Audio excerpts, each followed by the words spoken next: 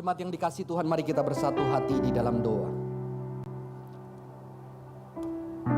Tuhan,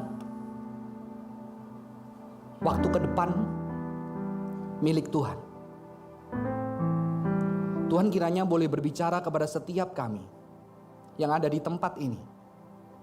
Dengan segala keberadaan kami, dengan segala kisah hidup kami, bila kami boleh kembali disentuh oleh kasih-Mu Tuhan. Kasih yang pernah menyentuh kami. Ataupun mungkin Tuhan, kami belum merasakan kasih-Mu. Setiap teman-teman yang ada, jemaat Tuhan yang ada di tempat ini. Dan juga yang ada di rumah masing-masing. Dan kami membuka hati kami hari ini, biarlah Roh Kudus bekerja. Roh Kudus dapat melampaui ruang dan waktu. Dunia ini kami menyadar Tuhan, dengan adanya pandemik ini Tuhan. Sebuah virus yang tidak kelihatan, bisa tersebar ke seluruh penjuru bumi. Dan di sini kami melihat yang tidak kelihatan itu ada. Dan di sini kami juga diingatkan, ada kasih yang tetap bekerja di bumi ini, di seluruh penjuru dunia, di bagian-bagian yang tergelap dunia ini. Ada juga kasih yang bekerja, ada kasih yang masih hidup di hati setiap orang yang menangis karena kehilangan orang-orang yang dicintai, yang mau menjadi teman bagi orang-orang yang kehilangan orang-orang yang dicintai. Tuhan, dan biarlah kami, anak-anak Tuhan, yang percaya kasih itu, kami boleh membawa kasih itu di dalam kehidupan kami. Biarlah firman Tuhan boleh berbicara kepada setiap kami. Di dalam nama Tuhan Yesus Kristus, kami siap mendengar. Amin. Silakan duduk jemaat yang dikasihi Tuhan. Bersyukur kita boleh berkumpul lagi kembali mendengarkan kebenaran firman Tuhan. Saya akan melanjutkan sesi pembahasan hari ini di dalam sebuah tema Engaging Seekers, Reaching the Unchurched. Bagaimana kita engage bersama dengan orang-orang pencari kebenaran. Karena 2 minggu lalu saya bercerita bahwa ternyata orang-orang yang tidak beribadah di gereja, yang sering kita sebut unchurched, belum tentu mereka tidak bergulat dengan kehidupan, belum tentu mereka tidak bergulat dengan Tuhan, belum tentu mereka tidak mencari Tuhan. Dan justru juga orang-orang yang selalu di dalam gereja setiap minggunya, belum tentu mereka orang-orang yang juga mencari Tuhan. Jadi siapa itu unchurched? Jangan-jangan kita teman-teman yang selalu tiap minggu ke gereja, jemaat yang setia bertahun-tahun, puluhan tahun di gereja, ternyata kita adalah unchurched karena kita disconnected dengan church. Tapi justru teman-teman kita yang di luar sana, yang bergulat dengan penderitaan, yang bergulat dengan kesakitan, yang bergulat dengan ketiadaan Tuhan, justru mereka mungkin sedang berseru kepada Tuhan dengan seruan yang tulus, yang jujur, dengan air mata yang tidak dibuat-buat, dengan satu kerohanian yang lebih vulnerable, kerohanian yang tidak bertopeng, teman-teman. Dan bagaimana kita sebagai gereja, ya? Saya ajak minggu lalu kita bertobat sebagai gereja untuk bagaimana kita membuka ruang hati kita untuk unchurched. Dan ketika kita membuka itu, hari ini kita akan belajar lebih dalam bagaimana kita boleh hadir sebagai gereja kepada orang-orang yang di church, bekas gereja tapi udah capek sama gereja, ya, atau mungkin nggak suka sama gereja. Dan ketika mereka mau datang ke gereja berat banget. Tapi saya bersyukur hari ini banyak unchurched hari ini, padahal nggak ada planning ya. Di hari ini di tempat ruangan ini ada beberapa temen, ya, nggak cuma satu, beberapa yang udah lama nggak ke gereja. Saya nggak ada rencana kita mau ngomongin unchurched ya hari ini, maka ayo kita kerjain anak-anak unchurched supaya bawa ke sini. Nggak ada planning. Tapi hari ini datang aja entah dari mana. Ya, beberapa saya kenal. Beberapa kita suka nongkrong, gerejanya nggak di sini, gerejanya di kafe, saudara-saudara. Ketika kita ngomong tentang penderitaan kita, hidup kita, pergumulan kita, itu gereja, ya. Karena kadang-kadang gereja tidak menjadi gereja buat teman-teman kita, buat saudara-saudara yang lain, yang merasa hidupnya penuh struggle, mereka tidak dimengerti, mereka nggak punya tempat di gereja, padahal gereja adalah tempat. Ya, sebelumnya saya akan mengajak kita membaca Alkitab 1 Yohanes 4 ayat 7 sampai yang ke-16. Saya akan bacakan buat setiap kita. 1 Yohanes 4 ayat 7 sampai yang ke-16. Saudara-saudara yang kekasih, marilah kita saling mengasihi. Sebab kasih itu berasal dari Allah. Dan setiap orang yang mengasihi lahir dari Allah dan mengenal Allah. Barang siapa tidak mengasihi, ia tidak mengenal Allah, sebab Allah adalah kasih. Dalam hal inilah kasih Allah dinyatakan di tengah-tengah kita, yaitu Allah telah mengutus anaknya yang tunggal ke dalam dunia supaya kita hidup olehnya. Inilah kasih itu, bukan kita yang telah mengasihi Allah, tetapi Allah yang telah mengasihi kita dan yang telah mengutus anaknya sebagai pendamaian bagi dosa-dosa kita. Saudara-saudaraku yang kekasih, jika Allah sedemikian mengasihi kita, maka haruslah kita juga saling mengasihi. Tidak ada seorang pun yang pernah melihat Allah. Jika kita saling mengasihi, Allah tetap di dalam kita dan kasih-Nya sempurna di dalam kita. Demikianlah kita ketahui bahwa kita tetap berada di dalam Allah dan Dia di dalam kita. Ia telah mengaruniakan kepada kita mendapatkan bagian dalam Roh-Nya. Dan kami telah melihat dan bersaksi bahwa Allah telah mengutus anaknya menjadi juru selamat dunia. Ini diulang 2 kali. Barang siapa mengaku bahwa Yesus adalah anak Allah dan Allah tetap berada di dalam Dia dan Dia di dalam Allah. Kita telah mengenal dan telah percaya akan kasih Allah kepada kita. Allah adalah kasih, dan barang siapa tetap berada di dalam kasih, ia tetap berada di dalam Allah dan Allah di dalam dia. Surat Yohanes adalah surat yang unik karena surat ini, yang bagian Yohanes 1 ini, sebetulnya lebih bersifat seperti nyanyian atau kidung. Ya, berbeda dengan Yohanes 3 dan 4. 1 ini bersikap nyanyian, sebagai sebuah nyanyian kidung yang dinyanyikan yang begitu indah. Dan nyanyian ini memuja yang bernama kasih. Dan kasih itu bukan sesuatu, tetapi kasih adalah person, pribadi yang adalah Allah sendiri. Maka ada seorang ahli yang mengatakan love is the first name of God. Kasih itu adalah nama pribadi, nama pertama dari Allah kita. Karena God tidak menyatakan diri I'm a rational God, I'm a rational being. Jadi God adalah love, love is God, God is love. Maka barang orang siapa yang mengasihi, dia adalah hidup di dalam kasih. Maka seorang filosof yang bernama John D. Caputo mengatakan apa? Kalau orang tidak mengasihi, dia tidak beragama. Tetapi orang yang mengasihi, sekalipun dia tidak beragama, dia adalah orang-orang yang beragama. Banyak orang beragama tetapi tidak mengasihi, dia bukan orang-orang beragama. Tetapi banyak orang-orang yang berjuang, mungkin dia tidak bergereja, tapi dia berjuang untuk mengasihi di dalam carut-marut kehidupan, di dalam kehancuran-kehancuran. Dia adalah orang-orang beragama, saudara-saudara. Ya. Beberapa tahun lalu saya mengkoleksi buku, ada 4 seri dari sebuah buku, dan buku ini menyadarkan saya. Ya, buku ini menyadarkan saya, saudara-saudara, karena buku ini ditulis oleh orang-orang ahli. Ya, saya coba kurang 1 karena cari di Indonesia nggak ketemu. Ya, saya koleksi ini. Cimel ngomel kalau habis pelayanan uangnya habis buat beli buku gitu ya. Waktu saya koleksi ini dan membuat saya tertarik, mengapa? Mereka adalah pemikir-pemikir besar, profesor-profesor besar, tetapi ketika dia menulis buku ini dari segi filsafat, what would Nietzsche do? Dan profesor itu membahas pertanyaan daily. Bagaimana kalau kamu putus cinta? Bagaimana Nietzsche mengajarkan ketika kamu putus cinta, kamu bisa mengatasi putus cintamu.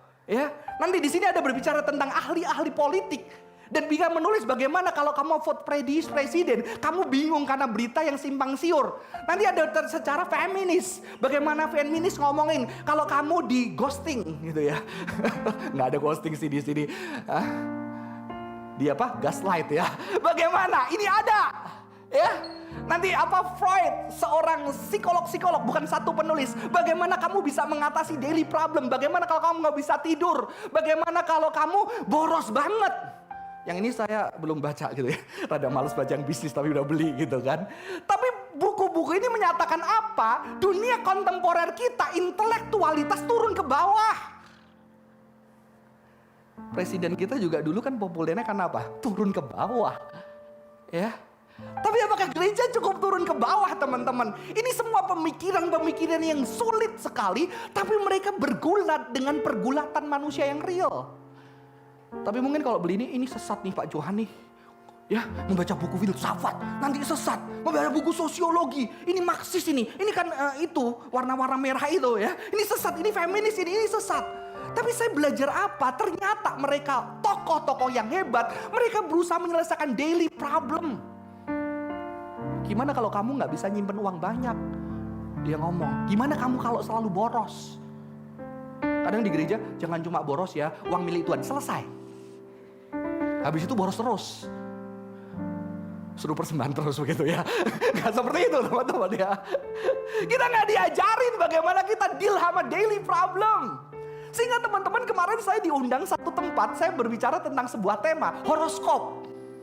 Pertama saya males, saya nggak biasa ngomong, tapi nggak apa-apa Pak, ngomong aja gitu. Ya udahlah ya, berdasarkan saya ya. Tapi temanya horoskop, apologetika terhadap horoskop.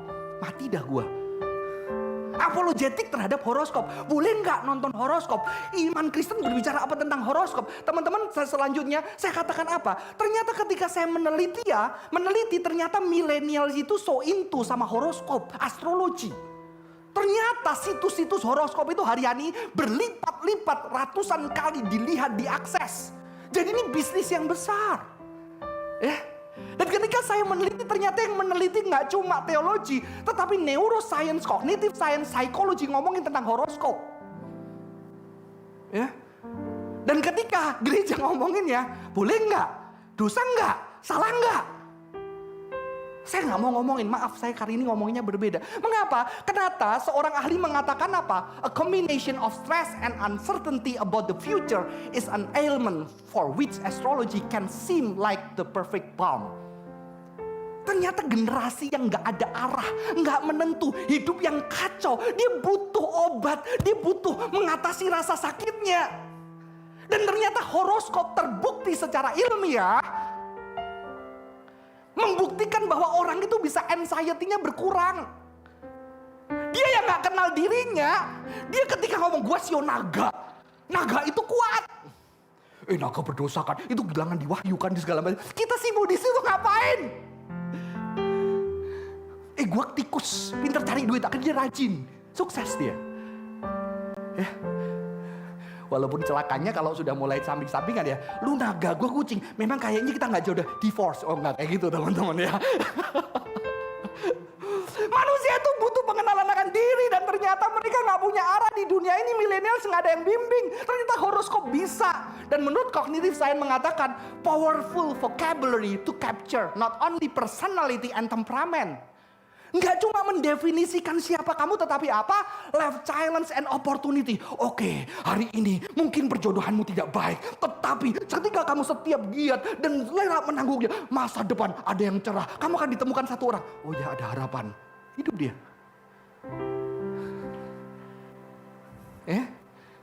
Apalagi? Saya sesat nggak hari ini?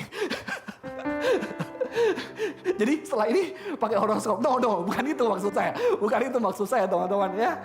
Under condition of high stress, the individual is prepared to use astrology as a coping device.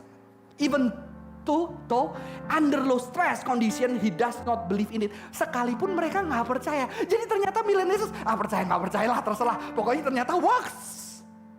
Ternyata gue nggak gila. Ternyata gue masih punya harapan hidup. Dan beberapa kesaksian terbukti. Mereka gak percaya. Tapi ternyata horoskop bisa sedikitnya membuat hari itu mereka bisa lewat. Celakanya gereja, horoskop boleh atau gak boleh? Oh itu dosa, oh itu gak dosa, oh itu ngiri. Ngapain? Lu kasih apa buat orang-orang itu? Saya mengutip seorang ahli. Slide selanjutnya. Mengatakan we evangelicals are answering questions no one is asking. Evangelical dari tradisi saya teman-teman, saya mengkritik diri saya. Kita orang evangelical menjawab pertanyaan-pertanyaan yang bukan kepada dunia barat. Sehingga orang dari agama apapun, dari aliran tradisi apapun, ketika kamu mindful jiwa kamu lebih tenang. Kamu gak emosional, kamu lebih bahagia sedikit ketika kamu melatih mindfulness. Apa yang ditawarkan kekristenan kepada generasi ini, dunia ini, yang tidak ada arah, yang banyak orang stres, yang banyak orang butuh tuntunan? Berdoa. Teman-teman, saya tidak menghina berdoa ya. Berdoa sesuatu yang penting, tetapi pengertian seperti apa? Tapi hari ini kita tidak membahas itu. Kita menjawab pertanyaan-pertanyaan apa yang sebetulnya orang nggak jawab. Boleh nggak? Boleh nggak? Sesat nggak? Sesat nggak? Tuhan marah nggak? Dosa nggak? Padahal mereka sedang bertanya bagaimana gue jalanin hidup. Dan Alkitab kalau kita lihat, Alkitab itu dikatakan Torah. Torah itu guidance, tuntunan. Bimbingan. Torah yang seperti kuk, artinya apa? Kuk di Israel itu ada dua. Torah itu kuk, yang kata Yesus ringan. Supaya apa? Ketika ada dua lembu di sana. Satu lembu senior, satu lembu junior. Supaya lembu yang junior jalannya tetap lurus. Karena ditemani oleh lembu yang senior yang mengikul kuk itu. Maka kita punya Tuhan, dia memikul kuk itu. Dia tidak cuma ngomong, doa, percaya. Tapi dia bareng bersama dengan manusia. Memikul supaya langkah-langkah kita ada guidance. Itu Taurat, firman. Tapi sayangnya kita menerjemahkan dengan hukum, nomos, aturan. Gak boleh, dosa, salah, penjara, neraka. Torah is guidance. Seperti papa yang bimbing anaknya. Ini loh cara naik sepeda. Supaya kamu gak nabrak, jangan di tengah jalan parah. Ini caranya makan kamu gak keselak. Makan sate kayak begini. Anak saya dulu kalau makan sate begini saudara-saudara. Itu kalau salah gitu ya. Horor. Ini loh caranya. Guidance. Tapi kita memperlakukan firman sebagai nomos. Aturan. Saudara-saudara saya akan lanjutkan. Ya. Ternyata dunia ini adalah apa? Seorang penulis mengatakan bahwa karakteristik dari orang-orang itu pengen mengikut Yesus, tetapi mereka juga pengen terkoneksi dengan dunia. Tetapi ternyata apa? Penulis-penulis buku yang saya baca, banyak gereja itu dia disconnected sama world. Ini dunia di sini dia ngomongin yang beda. Jadi hari Minggu itu kita ada merasa di surga, di satu tempat yang berbeda. Tapi Senin sampai Jumat sampai Sabtu kita bingung nggak mau ngapain. Karena dunianya nggak beda banget, nggak terhubungkan. Saudara-saudara, nggak terhubungkan. Inilah kenyataan. Dan di sini saya akan membahas beberapa kritik unchurch terhadap gereja. Ya, kritik unchurch, kekecewaan. Tapi saya tidak bisa membahas dalam karena kita waktu hanya sebentar, teman-teman. Ya, kita tidak bisa bahas dalam. Kritik mereka seperti ini, teman-teman. Gereja itu terlalu restriktif dan overprotective. Apa-apa nggak boleh. Bukan kita membolehkan ya. Tapi kadang-kadang itu seperti mama yang terlalu overprotective, yang tidak mengajak anaknya melihat dunia. Dia tutupin orang. Nggak boleh ini, nggak boleh ini, nggak boleh. Jangan ngomongin seks. Seks itu sulit, seks itu berbahaya. Akhirnya dengarnya dari Netflix, salah kaprah. Sehingga banyak yang nikah. Akhirnya cerita, kok bayangan gua malam pertama itu indah. Tapi ternyata gini doang. Lu salah. Karena lu rujukannya bukan orang yang ngerti. Sexuality itu bukan masalah nikmat lu, tapi masalah kamu mengenal tubuh. Dan itu perlu proses perjalanan. Kenapa akhirnya pria dan wanita perlu mengenal? Kenapa kalau mengenal pria gampang lebih mengenal? Karena tahu bagian-bagian sensitif pria adalah pria sendiri, begitu? Makanya teman-teman yang di LGBT mengatakan apa? Ya udah kalau mau lebih nyaman dan enak, gampang. LGBT kenapa? Karena kita lebih tahu tubuh kita bagian mana yang sensitif, mengerti? Kenapa berbeda? Karena di situ kita perlu mengenal lebih dalam, kita perlu proses, kita waktu bertahun-tahun untuk akhirnya bisa.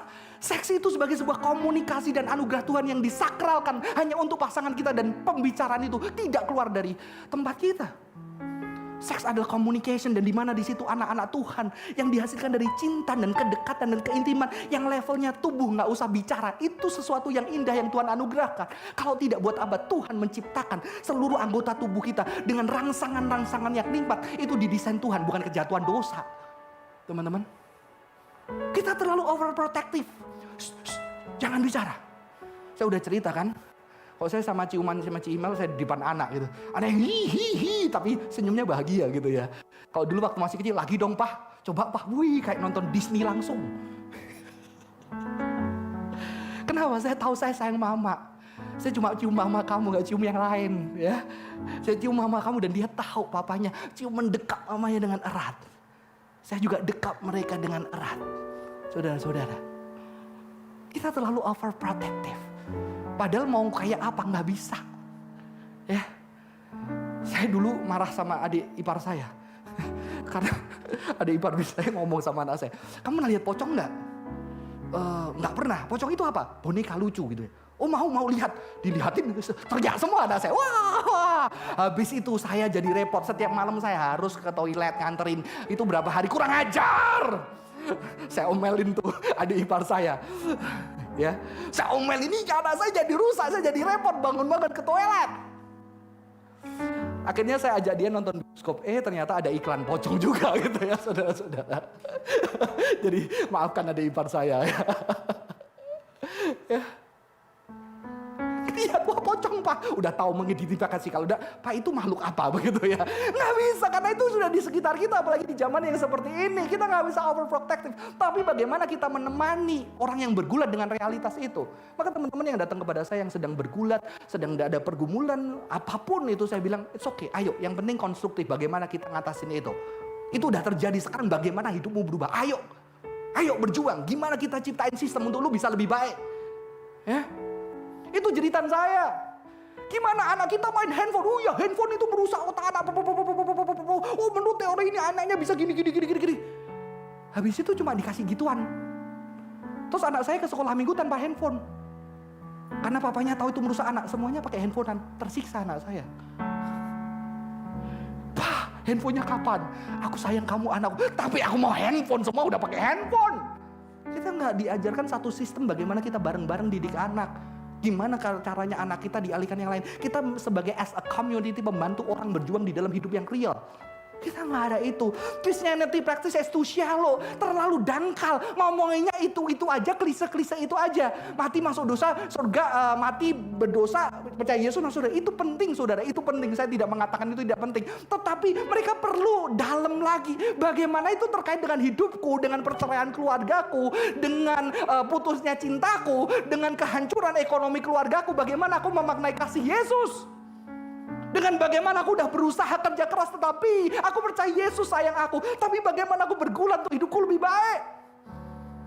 Lihat saudara-saudara, ini jeritan di luar sana. Ya. Dan antagonis terhadap sains. Sains itu berdasarkan logika manusia. Emang waktu belajar teologi gak pakai otak? Gak pakai logik? Gak pakai bahasa? Ya. Apakah semua sains buruk? Tidak. Maka itu saya ketika mengajar Sing Study, saya coba belajar tentang neuroscience. Bagaimana kekristenan berhadapan dengan neuroscience. Bagaimana itu teman-teman. Ya.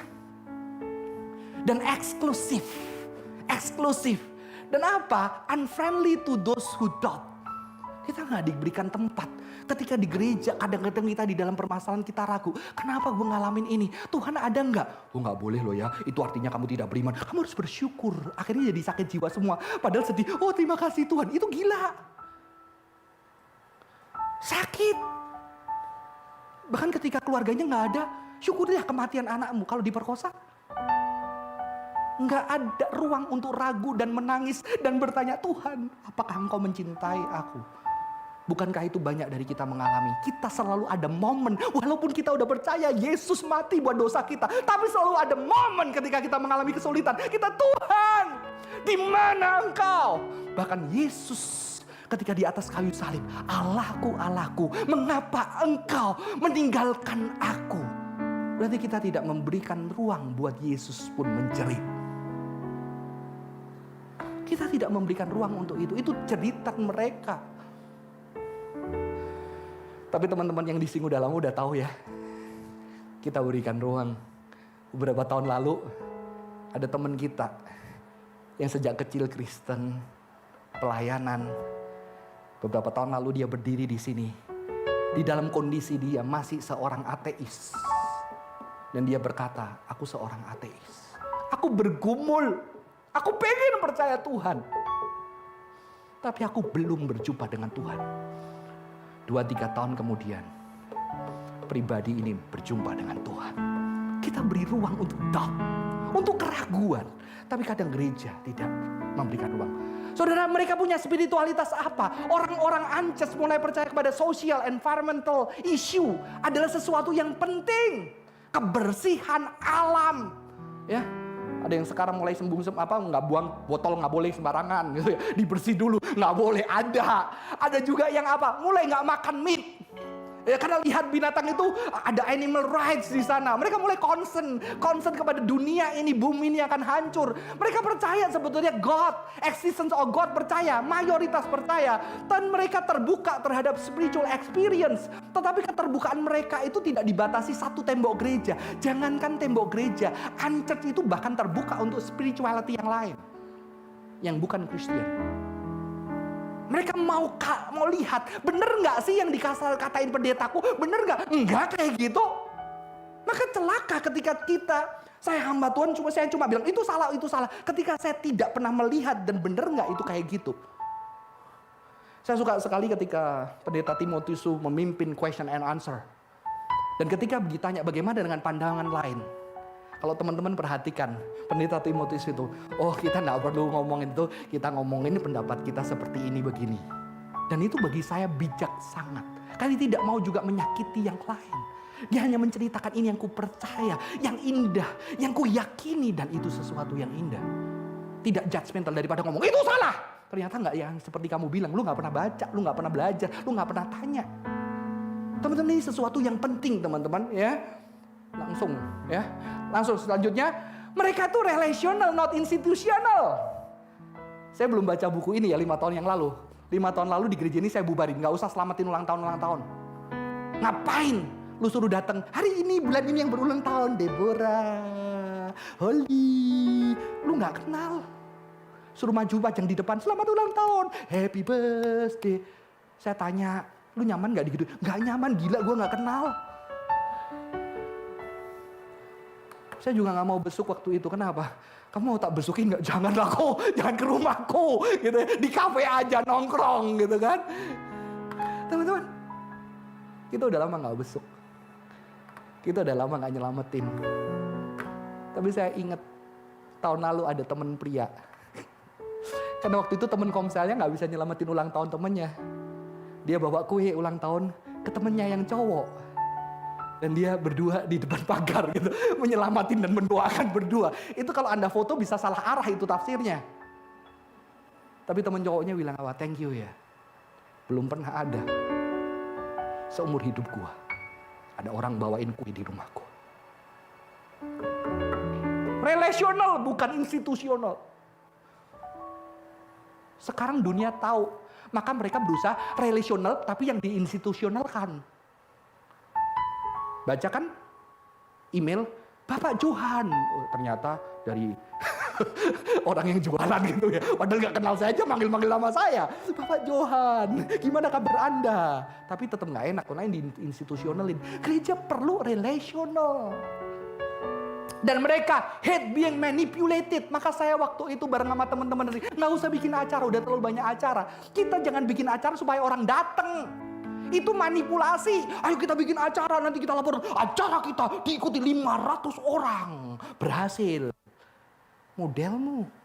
Lu pakai manusia jiwa-jiwa untuk mengisi acara. Acara itu buat manusia, bukan manusia buat acara. Kalau acara itu gagal. Tapi ada 2-3 orang yang jadi lebih dekat, bagi saya acara itu berhasil. Tanya teman-teman leaders di tempat ini. Kita orientednya itu kegiatan. Ya. Maka jangan ngajak-ngajak temenmu. Oh hari ini bangku-bangku masih kosong. Deborah besok 3 orang. Ngapain lu, bukan petugas-petugas yang jual MLM. No. Tapi Deborah pulang. Kalau ada temenmu yang butuh temen, temenin dia. Nggak perlu diajak ke gereja. Saya yakin kalau dia punya teman yang baik di gereja ini, pasti ya, kamu gereja mana? Kamu minggu ke gereja nggak bisa ketemu, boleh dong ikut-ikut. Kalaupun kamu ngajak, mau nggak ikut aku, habis itu kita nongkrong. Nggak akan sulit. Maka saya beberapa tahun lalu ngomong sama teman-teman, jangan ajak orang ke gereja kita. Jangan ajak ke gereja ini. Kalau kamu ajak orang-orang ke gereja dan di tempat ini kamu cuekin, akan kesulitan gereja-gereja yang lebih baik lagi untuk ngajak mereka. Mengerti? Jangan ajak. Jangan ajak. Mampukah kita melayani, menyambut? Teman-teman, inilah kenyataan dan important of friendship. Kita institusional, kita kegiatan, kita bikin acara. No, mereka butuh personal. Relasi kedekatan. Jadi kita tidak membawa orang ke dalam gereja, tapi gereja yang pergi ke kafe-kafe, ke rumah-rumah, bahkan di trotoar. Di situ ada gereja. Waktu saya kuliah, saya belum jadi hamba Tuhan. Kerjaan saya nemenin orang patah hati. Waktu itu duitnya nggak banyak, nggak bisa kafe. Adanya warung kopi, Kalau di Surabaya itu di pinggirnya di jalan-jalan raya pada malam jam 11 itu pada buka itu. Kadang pakai sepeda motor. Saya duduk di trotoar, teman-teman saya nangis, dia cerita, dia diputus cinta dan segala macamnya. Di situ saya menghadirkan apa? Kasih Kristus kepada dia. Saudara yang sedang kecewa, rumahnya udah ditutup, saya duduk di depan trotoar rumahnya, kita duduk, dia cerita bagaimana mama papanya sakit. Di situ gereja. Bukan membawa mereka ke dalam, tapi gereja keluar. Ke setiap rumah, ke setiap sudut, ke tempat-tempat yang gelap. Untuk menyatakan kasih Tuhan. Dan ternyata apa? Orang Ances mengatakan they don't see church as a place of meaningful community. Mereka tidak melihat tempat gereja sebagai tempat yang meaningful. Bahkan ada seorang penulis yang mengatakan apa? Banyak orang itu suka ketawa dengan lepas. Di kafe, di luar mereka tertawa dengan lepas. Mereka lega, mereka ngakak. Tapi begitu di gereja udah ada template. Serius, kudus, ada halunya. Senyumnya nggak boleh terlalu berlebihan. Pada zaman abad tertentu, senyum terlalu berlebihan itu dianggap dosa. Ada, ya, nggak boleh. Tapi di tempat luar sana mereka bisa tertawa. Tertawa. Banyak orang sekarang butuh tertawa. Kenapa? Karena hidup terlalu berat. Dan tangisan lagi tidak bisa mewakili kesedihan. Kesedihan yang paling puncak diwakili dengan apa? Tawa. Karena tangisan lagi gak kuat. Seperti apa? Seperti kebahagiaan yang paling puncak diwakili dengan tangis. Kesedihan yang paling puncak diwakili dengan tertawa. Banyak orang-orang tertawa. Dan kadang-kadang ketika saya bertawa, mendengar tertawa mereka, saya ingin menangis. Karena begitu sakitnya hidup mereka. Begitu sakitnya. Dan mereka udah mungkin berkali-kali menangis dan mereka tidak kuat lagi. Dan saya cuma bisa menemani mereka di dalam tawa yang pedih. Tawa yang sedikit lagi gila. Teman-teman, banyak orang butuh kasih Tuhan di luar sana.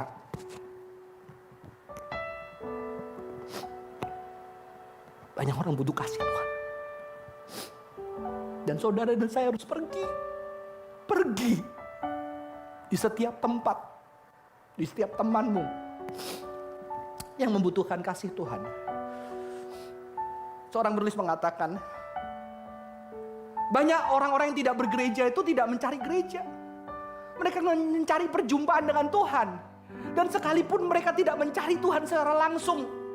Mayoritas mereka mencari pengalaman. Akan esensi. Siapa itu Tuhan? Yaitu love. God is love. Mungkin mereka gak ngomong nyari Tuhan, tapi pasti orang-orang yang di dalam berduka, di dalam kesulitan, mereka cari apa? Love. Dicintai, mencintai. Karena ketika mereka terluka di dalam kehidupan itu, mereka terluka oleh orang-orang yang mereka cintai. Mereka dilukai oleh orang-orang mereka yang mencintai mereka. Maka mereka bergumul dengan yang namanya cinta. Dan cinta itu adalah Allah sendiri. Maka Caputo bagus sekali mengatakan, orang yang terus berjuang mencinta dialah orang beragama. Tetapi orang yang beragama tetapi dia berhenti mencinta, dia bukanlah orang-orang yang beragama, saudara-saudara. Tapi akhirnya gereja menjadi kosong. Mengapa?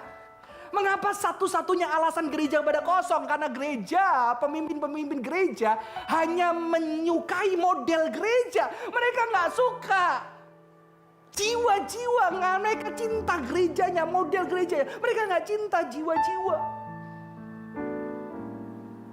Teman-teman, saya bersyukur buat teman-teman leader yang bertahun-tahun membangun bersama dengan saya di tempat ini.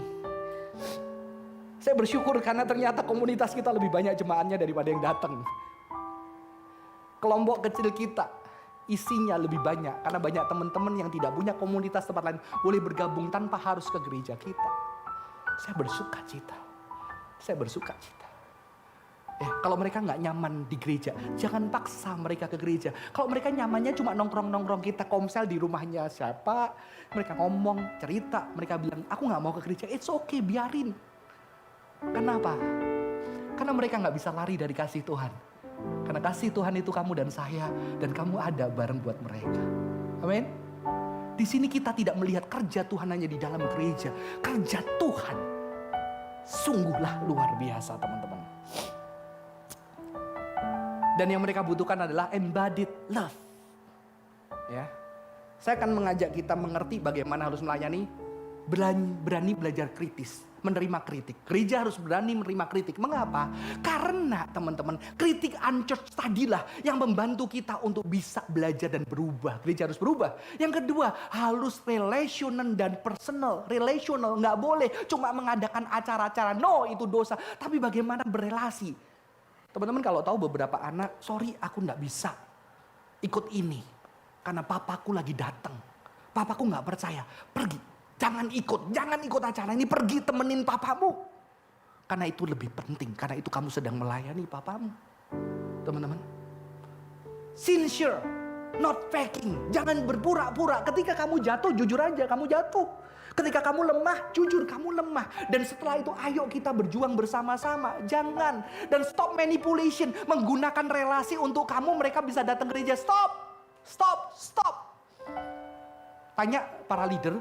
Saya selalu bilang gini, kalau kamu di kelompok kecil, jangan ya, kamu mancing-mancing orang bersaksi. Siapa yang bersaksi? Ayo bersaksi. Ya udah nggak ada yang bersaksi. Ya udah saya dulu. Supaya apa? Ketika kamu mengorbankan dirimu, banyak orang mengorbankan dirinya. Itu manipulation. Kalau kamu memang mau bersaksi, bersaksilah dan percaya kamu mau jadi berkat buat mereka. Kalau mereka belum mau sharing tentang hidupnya, it's okay. Kasih waktu, nggak harus sharing. Karena itu sebuah kebaikan kita memberi ruang buat orang lain. Ya, teman-teman. Dan yang terakhir, embodied love. Dan ayat yang kita baca tadi, kasih ditandai dengan apa? Allah sendiri, firman Allah sendiri yang apa? Yang menjadi manusia bertubuh yang hadir di dunia ini secara bertubuh untuk bisa menyentuh, untuk bisa mengasihi, untuk bisa memeluk, untuk bisa mencium, untuk bisa dilukai. Dan itu adalah Kristus Yesus dengan tubuhnya. Ketika dia embodied love, tubuh itu harus terkoyak-koyak. Teman-teman tahu yang ikut kelompok kecil para leader kita, beberapa mereka harus mengorbankan waktu membesarkan anak. Mereka harus mengorbankan waktu bersama dengan pasangan mereka. Ada yang pasangan baru, mereka harus mengorbankan waktu. Kadang-kadang mereka habis waktunya. Dan kadang-kadang mereka juga perlu rehat. Ya, tapi saya melihat mereka tetap ada bareng sama kita. Artinya apa? Mereka mau sacrifice. Ketika kita punya tubuh ini terbatas. Tubuh ini bisa capek, bisa sakit, bisa lelah. Tapi ketika Yesus pun punya tubuh, dia punya tubuh yang terbatas, tapi dia mau berikan buat orang lain. Dia berikan orang lain untuk dirasakan. Dan gereja adalah tubuh Kristus. Sekarang tubuh Kristus sudah ke surga. Sekarang Anda dan saya tubuh itu. Dan kiranya tubuh itu boleh dirasakan orang di sekitar kita. Teman-teman, saya sudah 5 tahun di gereja Puri yang berusia 30 tahun. Ternyata lama. Dan saya waktu melihat video tayangan ulang tahun gereja kita, itu ada yang sekolah minggu sekarang udah mau nikah. Saya lihat 10 tahun lagi siapa yang mati ya? Saya dulu 5 tahun lagi masih jomblo-jomblo, belum punya pacar. Pergumulannya adalah siapa yang kawin duluan. Ya, sekarang ada jomblo-jomblo yang baru. Jomblo selanjutnya. Next jomblo gitu ya. Yang belum punya pacar. Pergumulan siapa yang nikah sebelum. Saya bayangin nanti 2 tahun 3 tahun lagi mulai punya anak. Dan apa itu gereja? Ketika nanti kita saling menguburkan. Dan kita saling menghantar. Seorang yang lain. Tubuh sahabat-sahabat kita.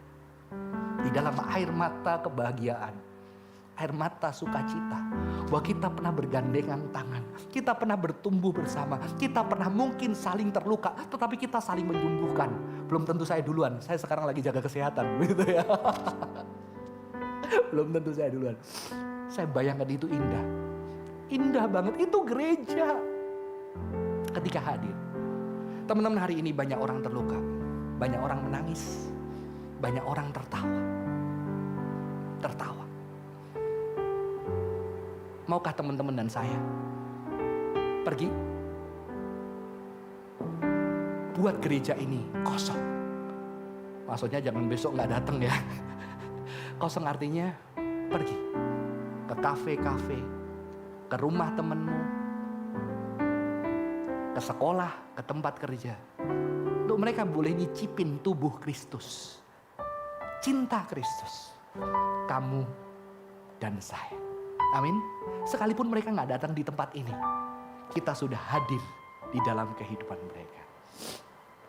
Mari kita pujikan sebuah pujian. Saya minta worship leader berdiri bersama dengan saya. Lagu lama. Email protes terus sama saya, istri saya, kenapa kok lagunya jadul terus. Tapi ya, dan ini saya kombinasi dengan satu lagu yang baru. Tapi lagu jadul ini bagus banget, saudara-saudara. Kemanakah aku dapat pergi? Kemanakah aku dapat pergi? Menjauhi roh-Mu, Tuhan.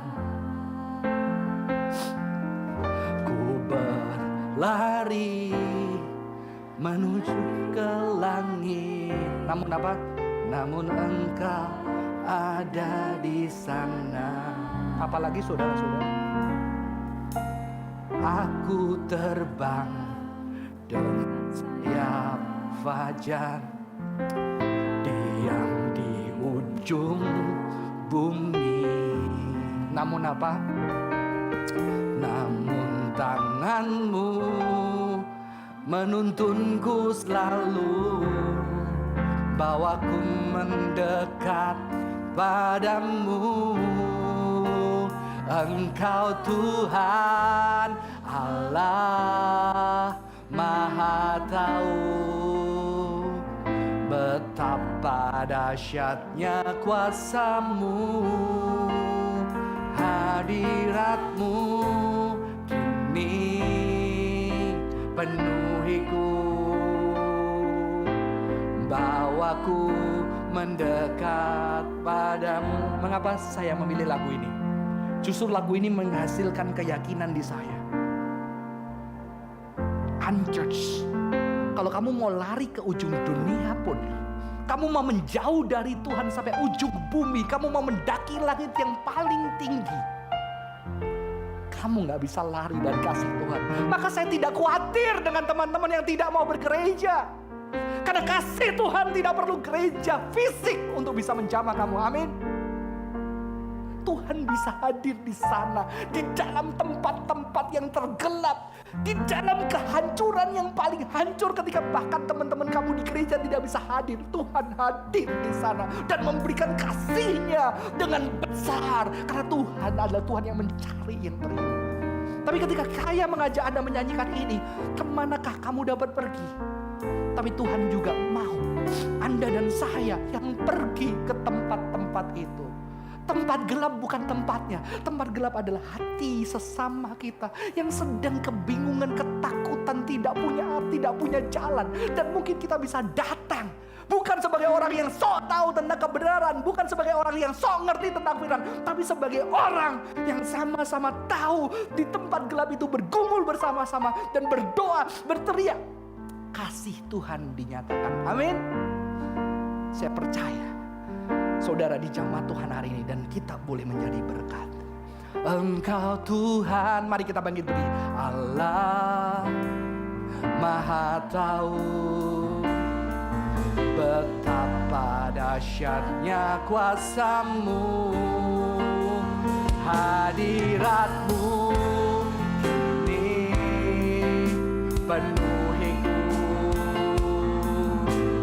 bawaku mendekat padamu.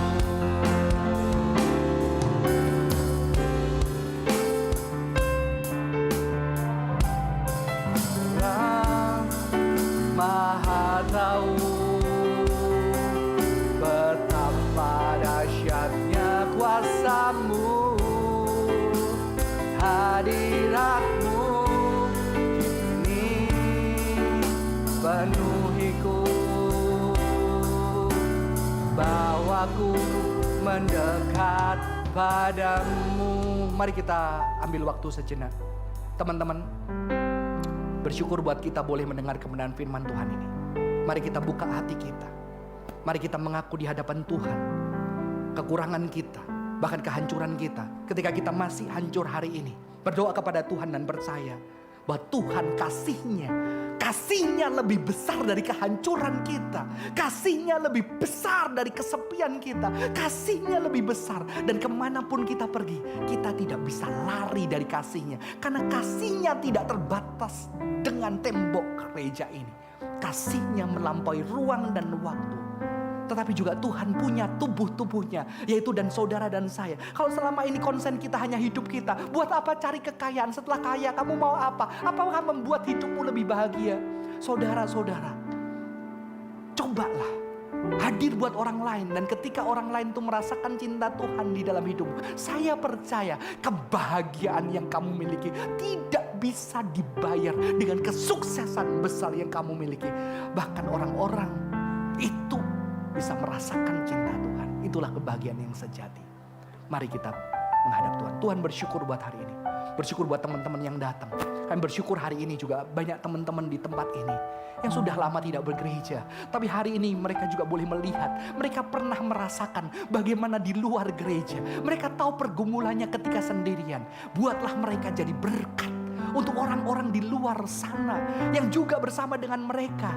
Mereka boleh menjadi berkat, menjadi teman tubuh yang hadir. Embodied love boleh terjadi di dalam kehidupan mereka. Buat kami yang ada di gereja bertahun-tahun, supaya kami sadar Tuhan, supaya kami bertobat. Kalau kamu datang ke gereja hanya berdoa untuk kekayaan, kesuksesan, keluarga kami lebih baik, bisnis kami lancar, bantu kami untuk menyadari isi hati Tuhan, bahwa Tuhan tidak hanya membuat kami kaya untuk kami kaya, tapi Tuhan mau menggunakan kekayaan kami, talenta, bakat kami, setiap hal yang kami miliki untuk menyatakan cinta Tuhan bagi orang-orang di sekitar kami Tuhan. Terima kasih Tuhan. Terima kasih buat teman-teman yang berjuang di dalam Komsel, setiap anggota, semua leader. Biarlah Tuhan memberkati semua teman-teman. Terima kasih Tuhan. Di dalam nama Tuhan Yesus Kristus kami bersyukur dan berdoa. Amin. Tuhan Yesus memberkati.